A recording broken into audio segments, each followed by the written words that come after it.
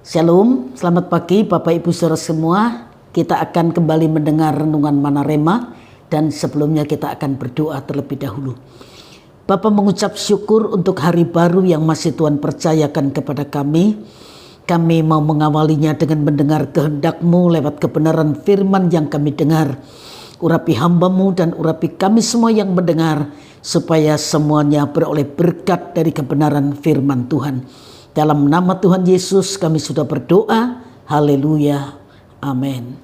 Bapak Ibu saudara sekalian, kita sampai pada abjad huruf N dan kita akan belajar tentang Natan. 2 Samuel 12 ayat 1 sampai ayat yang ke-7. Tapi saya akan baca ayat 1 sampai 3 saja. Nanti Bapak Ibu saudara lanjut sendiri baca sampai ayat yang ke-7 ya. 2 Samuel 12. Tuhan mengutus Natan kepada Daud. Ia datang kepada Daud dan berkata kepadanya, ada dua orang dalam satu kota, yang seorang kaya, yang lain miskin. Si kaya mempunyai sangat banyak kambing domba dan lembu sapi. Si miskin tidak mempunyai apa-apa selain dari seekor anak domba betina yang kecil yang dibeli dan dipeliharanya.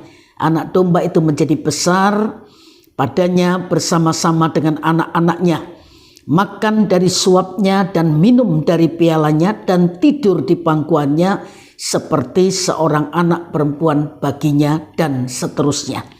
Bapak Ibu saudara sekalian, Nabi Natan dikenal sebagai seorang penutur kisah yang datang kepada Raja Daud, mengisahkan sebuah hikayat yang membuat penguasa atau Daud mengerti akan dosanya. Ini bukan kali pertama Natan menyampaikan kabar buruk kepada Daud.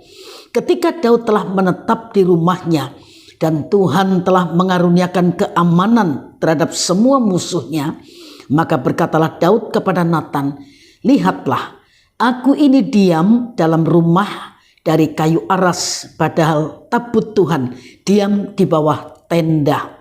Lalu berkatalah Natan kepada Daud, baiklah, lakukanlah segala sesuatu yang dikandung hatimu, sebab Tuhan menyertai engkau.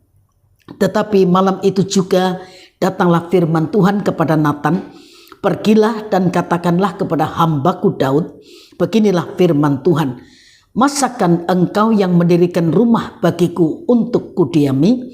Tuhan berkata kepada Natan agar menghentikan perencanaan pembangunan, karena ini bukanlah rancangan Allah. Dan Daud bersedia menerima anjuran Natan untuk mengubah rencana.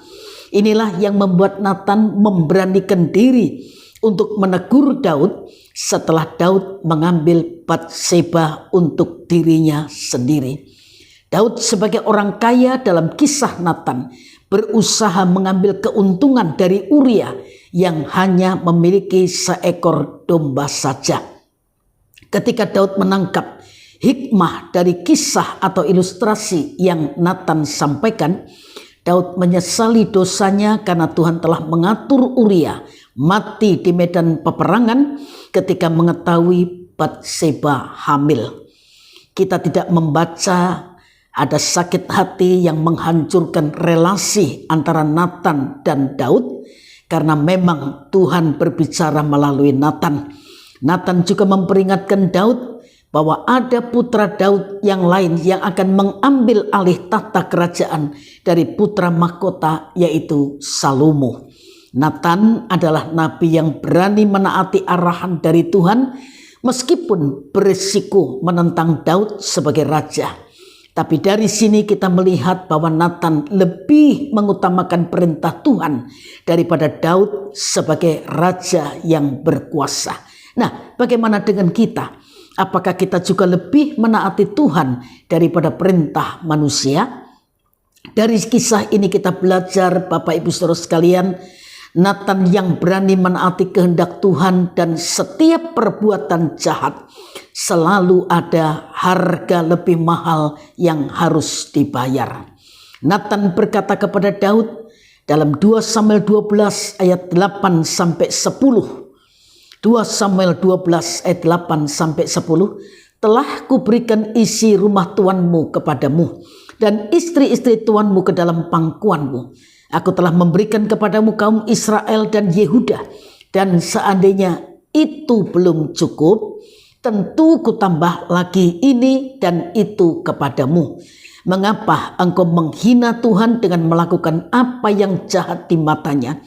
Uria orang Het itu kau biarkan ditewaskan dengan pedang. Istrinya kau ambil menjadi istrimu, dan dia sendiri telah kau biarkan dibunuh oleh pedang Bani Amon. Oleh sebab itu, pedang tidak akan menyingkir dari keturunanmu sampai selamanya, karena engkau telah menghina aku dan mengambil istri Uria orang Het itu untuk menjadi istrimu.